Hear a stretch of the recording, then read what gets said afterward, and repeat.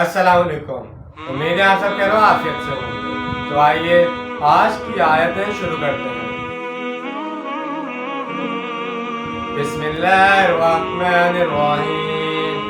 یا اہل الکتاب قد جاءکم رسولنا یبین لکم علی فترات من الرسل ان تقولوا ما جاءنا من بشیر ولا نذیر فقد جاءکم بشیر نذیر واللہ علی کل شیء قدیر۔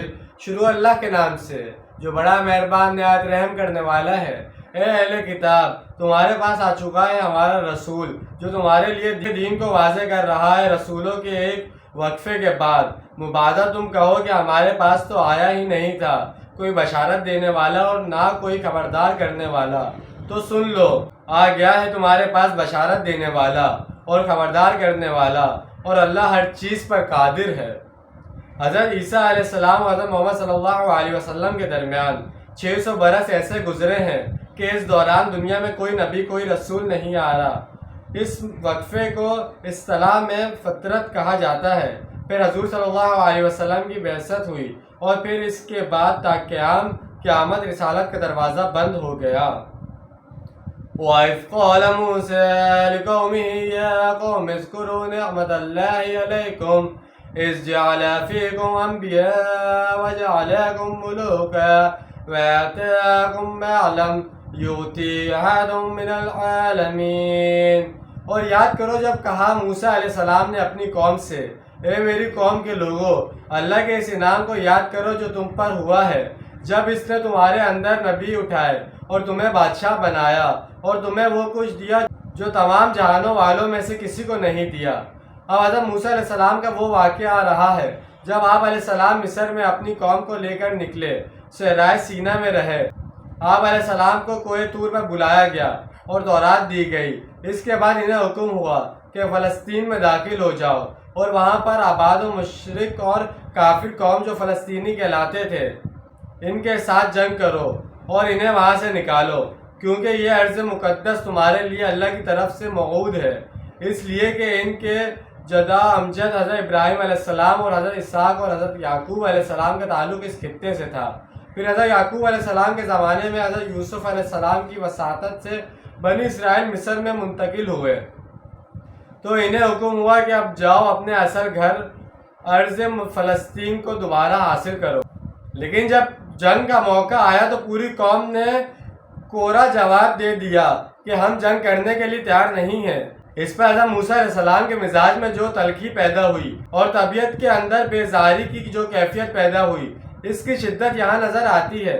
عام طور پر سمجھا جاتا ہے کہ رسول اپنی امت کے حق میں سراپا شفقت ہوتا ہے، لیکن حقیقت یہ ہے کہ نبی کا معاملہ بھی اللہ تعالیٰ کی مانند ہے۔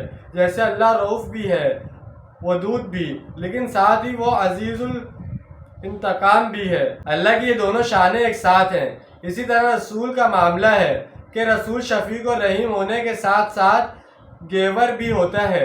نبی کے دل میں دین کی غیرت اپنے پیروکاروں سے کہیں بڑھ کر ہوتی ہے، لہذا قوم کی منفی رد عمل پر نبی کے بیزاری لازمی ہے۔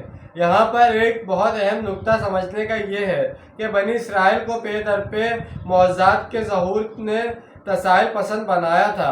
پیاس لگی تو چٹان پر موسیٰ علیہ السلام کی ایک ہی ضرب سے 12 چشمے پھوٹ پڑے۔ بھوک محسوس ہوئی تو من و سلوہ نازل ہو گیا۔ دھوپ نے ستایا تو ابر کا سائبان ساتھ ساتھ چل پڑا۔ سمندر راستے میں آیا تو عصا کی ضرب سے راستہ بن گیا۔ ایسا محسوس ہوتا ہے کہ اس لاڈ پیار کی وجہ سے وہ بگڑ گئے، آرام طلب ہو گئے۔ مشکل کی ہر گھڑی میں انہیں معجزے کے ظہور کی عادت سی پڑ گئی اور جنگ کے موقع پر دشمن کے سامنے کرنے سے انکار کر دیا۔ باوجود کا ان کے کم از کم 1,00,000 افراد تو ایسے تھے جو جنگ کی صلاحیت رکھتے تھے۔ یہی حکمت ہے کہ محمد رسول اللہ صلی اللہ علیہ وسلم کی پوری زندگی میں اس قسم کا کوئی معجزہ نظر نہیں آتا، بلکہ یہ نقشہ نظر آتا ہے کہ مسلمانوں تمہیں جو کچھ کرنا ہے اپنی جان دے کر، اظہار قربانی سے، محنت و مشقت سے، بھوک جھیل کر، فاقے برداشت کر کے کرنا ہے۔ چنانچہ بنی اسرائیل کے برعکس رسول اللہ صلی اللہ علیہ وسلم کے ساتھیوں میں اظہار قربانی، جرأت و بہادری اور بلند ہمتی نظر آتی ہے، جس کی واضح مثال غزوہ بدر کے موقع پر حضرت مقدم رضی تعالیٰ عنہ کا یہ قول ہے، یا رسول اللہ، ہم آپ صلی اللہ علیہ وسلم سے بنی اسرائیل کی طرف یہ نہیں کہیں گے کہ تم اور تمہارے رب جا کر قتال کرو، ہم تو یہاں بیٹھے ہیں، بلکہ ہم کہیں گے آپ صلی اللہ علیہ وسلم قدم بڑھائے، ہم آپ صلی اللہ علیہ وسلم کے ساتھ ہیں۔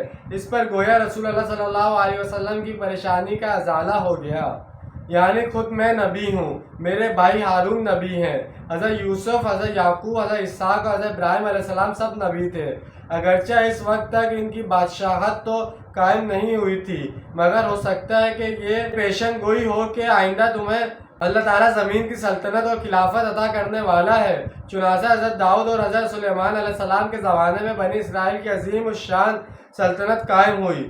ایک رائے یہ بھی ہے کہ یہاں حضرت یوسف علیہ السلام کے اقتدار کی طرف اشارہ ہے، وہ اگرچہ مصر کے بادشاہ تو نہیں تھے، لیکن بادشاہوں کے بھی مخدوم و معمود تھے، اور بنی اسرائیل کو مصر میں پیرزادوں کا عزت و احترام حاصل ہو گیا تھا۔ جیسے کہ آج ہم نے 2 آیتوں کا ترجمہ و تفصیل بیان کی ہے، امید ہے آپ کو سمجھ میں آئے گا، پسند آیا ہوگا۔ ملتے ہیں اگلی ویڈیو میں، اپنا ڈھیر سارا خیال رکھیے گا، اپنے سے زیادہ دوسروں کا خیال رکھیے گا۔ جب تک کے لیے اللہ حافظ، فی امان اللہ۔